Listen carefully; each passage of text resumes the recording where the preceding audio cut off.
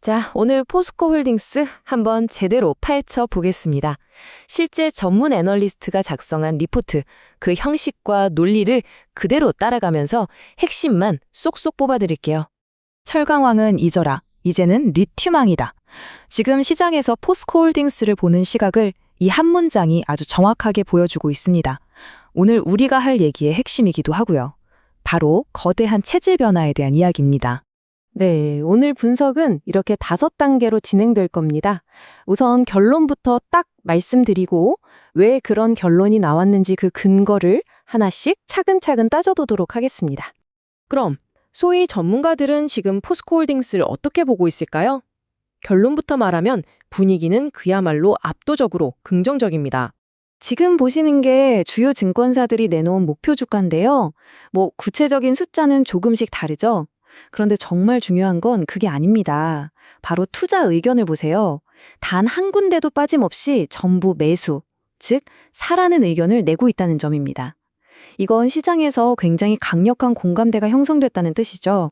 그래서 이 증권사들의 평균 목표 주가를 계산해 보면 약 45만 4천 원이 나오는데요. 현재 주가랑 비교하면 평균적으로 46%나 더 오를 수 있다고 보고 있는 겁니다. 상당한 상승 여력이죠? 이런 전망이 그냥 말로만 하는 게 아닙니다. 지금 보시는 것처럼 실제 증권사 리포트 표지에도 매수 의견을 떡하니 박아놓고 있어요. 그만큼 전문가들이 확신을 가지고 있다는 증거라고 볼 수 있겠습니다. 아니, 그런데 이렇게 다들 좋다고 하는데 얼마 전까지만 해도 분위기가 안 좋았잖아요. 네, 맞습니다. 그래서 이런 낙관론을 제대로 이해하려면 투자자들을 정말 힘들게 했던 바로 그 순간을 먼저 짚고 넘어가야 합니다. 바로 작년 4분기였죠. 포스코홀딩스가 영업이익 12조 6천억 원이라는 정말 충격적인 실적을 발표했습니다. 시장에서는 훨씬 더 높은 수치를 기대하고 있었는데 완전히 기대를 박살내버린 거죠. 이걸 우리가 어닝 쇼크라고 부릅니다. 아니, 도대체 왜 그랬을까요? 이건 악재가 한꺼번에 터졌다고 봐야 합니다. 특히 건설 자회사 쪽에서 일회성으로 큰 손실이 났고요.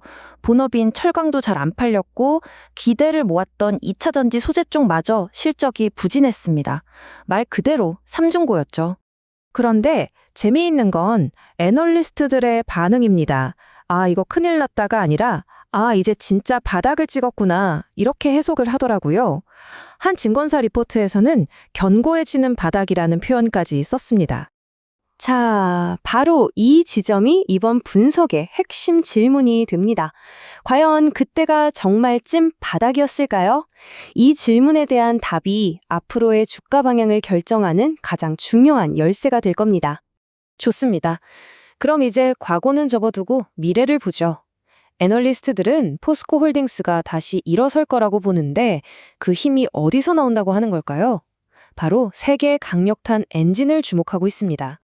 그 반등의 시나리오는 이 3가지의 완벽한 조합에 기반합니다. 첫째, 모두가 기대하는 바로 그 리튬 사업. 둘째, 본업인 철강 사업의 회복.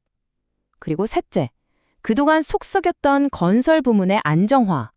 이 3박자가 딱 맞아떨어질 거라는 거죠. 포스코홀딩스의 진짜 무기는 바로 이겁니다. 원료 확보부터 최종 소재 생산까지 배터리 소재의 모든 과정을 직접 다 한다는 거죠. 이게 왜 중요하냐면 요즘 미국 IRA 법안 때문에 탈중국 공급망이 아니면 보조금을 못 받잖아요. 그런데 포스코는 아르헨티나 염호에서 직접 리튬을 캐서 만들기 때문에 이 규제를 완벽하게 피해갈 수 있습니다. 국내에서는 이게 가능한 유일한 기업이에요. 이건 정말 막강한 경쟁력입니다. 그리고 이게 그냥 먼 미래의 얘기가 아닙니다. 바로 올해 3분기. 이때가 아주 결정적인 변곡점이 될 겁니다.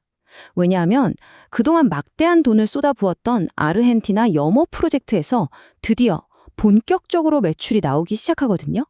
이제 꿈이 현실이 되는 순간이 오는 거죠. 리튬만 있는 게 아닙니다. 그동안 실적을 갉아먹던 기존 사업들, 바로 철강이랑 건설도 이제는 효자 노릇을 할 거라는 전망입니다. 철강은 중국산 저가 공세가 좀 잦아들고 건설은 아팠던 구조조정을 끝내고 내년부터는 다시 흑자를 낼 것으로 보고 있습니다. 자, 이런 회복 스토리가 있다고 칩시다. 근데 아무리 좋은 회사도 비싸게 사면 의미 없잖아요.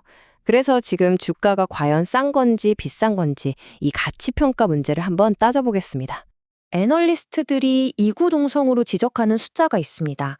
바로 PBR, 주가 순자산 비율인데요. 지금 포스코 홀딩스의 PBR이 0.4배에 불과하다는 겁니다. PBR이 뭐냐면 아주 쉽게 말해서 회사가 가진 순수한 자산 가치 대비 주가가 얼마나 되는지를 보여주는 지표예요. 이게 만약 1보다 낮다? 그럼 지금 당장 회사를 다 팔아치워도 주주들이 투자한 돈보다 더 많이 가져갈 수 있다는 뜻입니다. 그러니까 0.4배라는 건 자산 가치에 비해서 주가가 엄청나게 싸다는 얘기죠.